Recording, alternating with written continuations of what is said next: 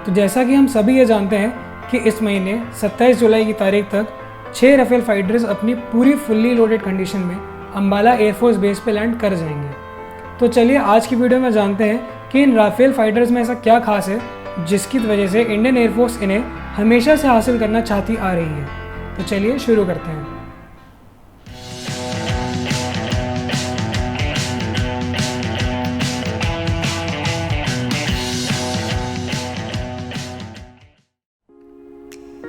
तो पहले हम ये जानेंगे कि इंडिया को जो राफेल फाइटर्स डिलीवर होने वाले हैं उनमें ऐसी कुछ खास बातें कौन सी हैं। हालांकि इन राफेल फाइटर्स को लेके कोई ऑफिशियल नोटिस नहीं जारी हुआ था और इंडियन एयरफोर्स ने कोई ऑफिशियल स्टेटमेंट नहीं दिया है, मगर कुछ डिफेंस एक्सपर्ट्स की हम माने तो जो राफेल फाइटर्स हैं इनमें इंडिया के लिए कुछ स्पेसिफिक चेंजेस करे गए हैं जिनकी वजह से ये बहुत ज़्यादा गेम चेंजर साबित हो सकते हैं। 2018 में इंडिया ने फ्रांस के साथ 36 राफेल फाइटर्स की डील साइन करी थी। इन 36 राफेल फाइटर्स में से 28 फाइटर्स सिंगल सीटर वाले हैं और वहीं 8 राफेल फाइटर्स डुअल सीटर वाले होंगे। इन फाइटर एयरक्राफ्ट्स को अंबाला एयरफोर्स स्टेशन और हाशिमा एयरफोर्स स्टेशन पर तैनात किया जाएगा। अंबाला जो कि वेस्टर्न थिएटर कमांड के अंदर आता है, जो कि LOC पे लगा हुआ है, और वहीं हाशिमा एयरफोर्स स्टेशन LAC पे ईस्टर्न थिएटर कमांड के अंदर आता है। और ये जितने भी राफेल फाइटर्स इंडिया आ रहे हैं ये सारे के सारे F3R स्टैंडर्ड राफेल फाइटर के एक मॉडिफाइड वर्जन है जिन्हें इंडिया की स्पेशल नीड के हिसाब से थोड़ा मॉडिफाई किया गया है। और ये जो F3R स्टैंडर्ड राफेल फाइटर है ये फ्रांस एयरफोर्स का अब तक का सबसे मॉडिफाइड वर्जन में से एक है। और जो बात इन राफेल फाइटरों को सबसे ज़्यादा डेडली बनाती है वो ये है कि ये MBDA meteor beyond visual range air to air missile जैसे इंटीग्रेटेड सिस्टम के साथ आएंगे और साथ ही साथ इन्हें ब्रह्मोस NG और अस्त्र बियॉन्ड विजुअल रेंज मिसाइल के साथ इंटीग्रेट किया जा पाएगा फ्यूचर में। और ऐसे वेपन सिस्टम को इंटीग्रेट करने के बाद जो राफेल फाइटर्स इंडिया आएंगे वो एक यूनिक सबसोनिक और सुपरसोनिक दोनों ही अटैक ऑप्शन को अचीव कर लेंगे। और मुझे ये बताते हुए बहुत गर्व हो रहा है कि ऐसा यूनिक ऑप्शन पूरी दुनिया में किसी और एयरफोर्स के पास आज की डेट में नहीं है।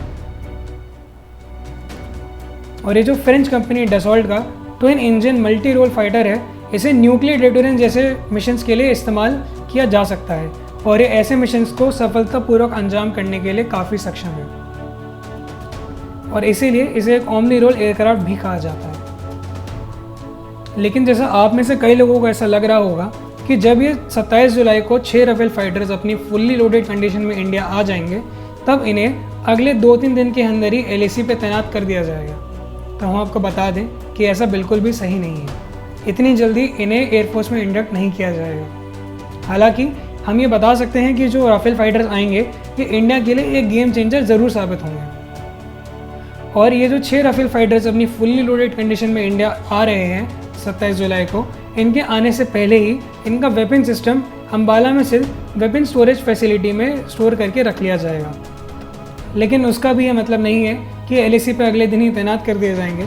असल में ये वेपन सिस्टम पहले लाने का और उनका फुली लोडेड कंडीशन में इंडिया आने का मकसद सिर्फ एक ही है कि इन्हें जल्द से जल्द इंडियन एयरफोर्स की स्क्वाड्रंस में इंडक्ट करा जा सके। और ये जो 6 राफेल फाइटर्स अपनी फुल्ली लोडेड कंडीशन में इंडिया आ रहे हैं पहले इन्हें अंबाला एयरफोर्स स्टेशन पे ही बेस्ड गोल्डन एरोज नाम की नंबर 17 स्क्वाड्रन में इंडक्ट किया जाएगा। हालांकि इसकी कोई ऑफिशियल डेट नहीं आई है, मगर हमें पूरी उम्मीद है कि 8 अक्टूबर से पहले यानी अगस्त के शुरुआती मंथ में या फिर सितंबर के एंड तक इंडक्ट किए जाएंगे, क्योंकि 8 अक्टूबर को एयरफोर्स डे होता है और उसी दिन हमें ये राफेल फाइटर्स आसमान में पहली बार देखने मिलेंगे। तो बेसिकली हम इस कंक्लूजन पे पहुंच सकते हैं कि 8 अक्टूबर को एयरफोर्स डे के बाद ही इन राफेल फाइटर्स को LOC और LAC दोनों में से कहीं भी तैनात किया जा पाएगा। लेकिन आपको ये भी बता दें कि इंडियन एयरफोर्स इन राफेल फाइटर्स को बहुत ही यूनिक और स्पेशल कामों के लिए ले रही है, तो मे भी ये रेगुलर पेट्रोलिंग के लिए इस्तेमाल नहीं किए जाएंगे। हालांकि राफेल फाइटर एक बहुत ही मल्टी रोल फाइटर है, लेकिन एक डिफेंस एक्सपर्ट्स की माने तो ये जो राफेल फाइटर की स्क्वाड्रन होगी इसे इंडिया की कन्वेंशनल स्क्वाड्रन में कंसिडर नहीं किया जाएगा,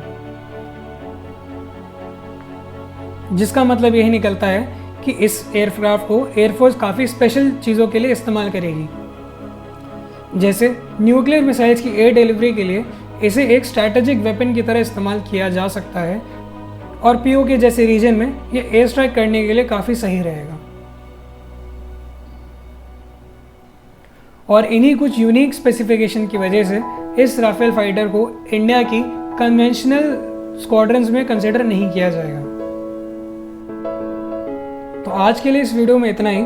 अगर आपको ये वीडियो पसंद आई हो इसे लाइक कर दें, और अगर आपको इन राफेल फाइटर्स के बारे में कुछ और भी जानना है तो हमें नीचे कमेंट सेक्शन में बता सकते हैं, और इस चैनल को सब्सक्राइब करना बिल्कुल भी ना भूलें। मेरा नाम है श्रेम राज।